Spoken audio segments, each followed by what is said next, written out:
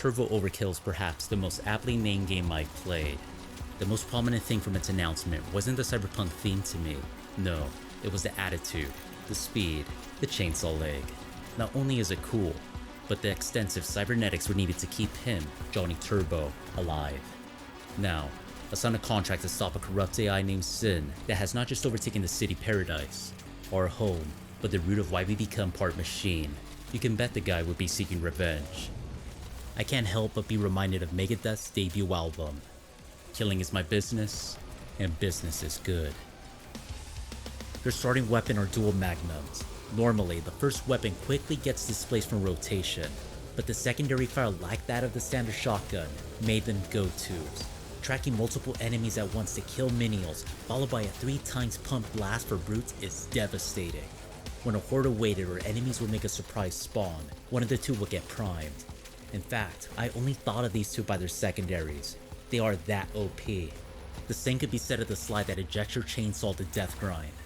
It has a window when you're briefly invulnerable to incoming fire, and combined with your double jump, you feel like a kid in a playground, dash into the heart of a firefight, grinding away as you dispense lead and shell.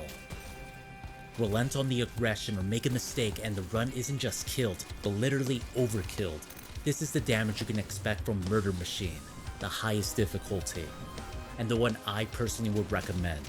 The adrenaline that courses with every action, the need to harness your arsenal and movement, and the elation that sets when you can consistently emerge triumphant, makes you feel Turbo Overkill. When I was reviewing footage, my brother likened the game to Hotline Miami, and you know what? The opinion isn't far off. Every action was as consequential there as it is here, relying on confidence gained from repeat death to get through. Each time you'll be able to respond faster, counteract quicker, you achieve a sense state that falls into subsequent areas. You'll push past multiple waves and have a moment of pause. Holy shit, that's it? It was easy. It's adaptation. Hell, when one of the harder enemies of the episode makes his introduction, the dude never brought me out of triple digits.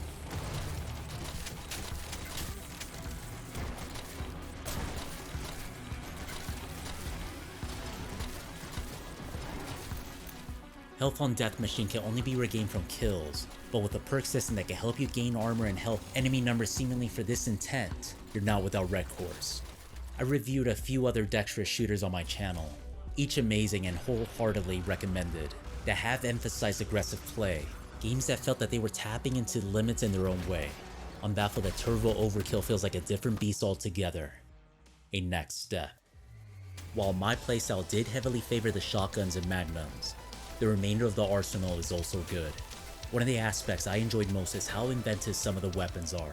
A minigun that doubles as a flamethrower, or a super shotgun or grenade launcher, each feels versatile. But the submachine guns are the weakest link in my eyes, sharing an ammo pool with the minigun and draining at a similar rate. I could see exclusive flamethrower use, but it has me thinking if we'll see new secondaries. Talking about possibilities, when you look at the augment screen, there are countless slots that can't be occupied.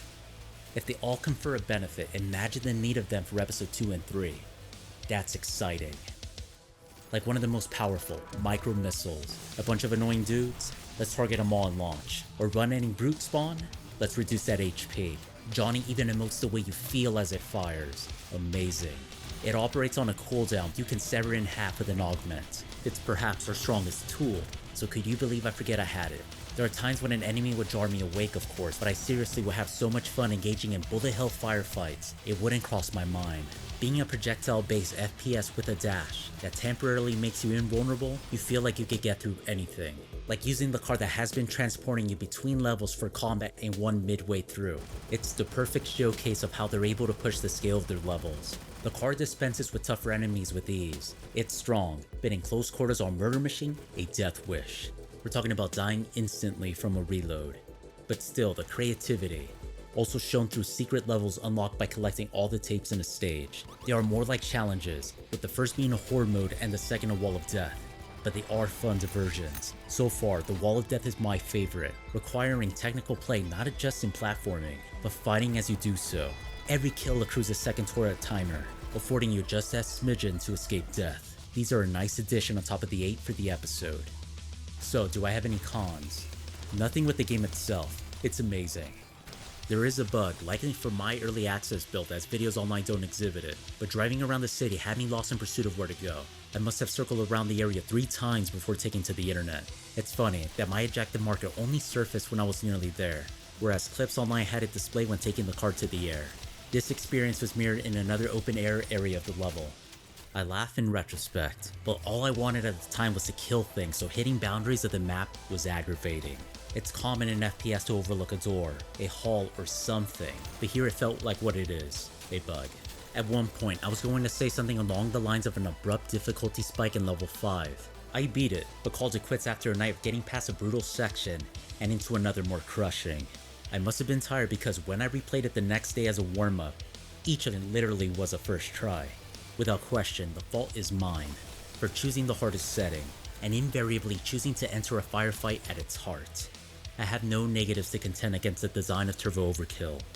It's great as is. With how fun the episode was, but foremost how it concludes, man, am I anticipating the next one. Looking at the enthusiasm behind the developer updates for it has me saying what I did at Dread Templar. I'm amazed that they could find ways to keep pushing the envelope. 3 new weapons and a chainsaw motorcycle. That's that I already feel unkillable with just the magnums and shotguns. We've gotten vignettes on what has led us to become augmented, an attitude that exudes badass and retributive energy. We have a threat that feels omnipresent but elusive, but a protagonist in Johnny Turbo that eclipses it. We don't need an army, we don't require strongholds, we have resolve to chainsaw through. If the game already impresses this, conceive what the developers have in mind as the stakes can only keep going up. This has me thinking of Megadeth's 3rd album. So far, so good, so what? I can't wait. Thanks for watching. If you enjoyed the video, please hit the like button. If you have any thoughts, please leave a comment, or if you found potential in me and what I could produce, please subscribe. Once more, thank you all, and have a good one.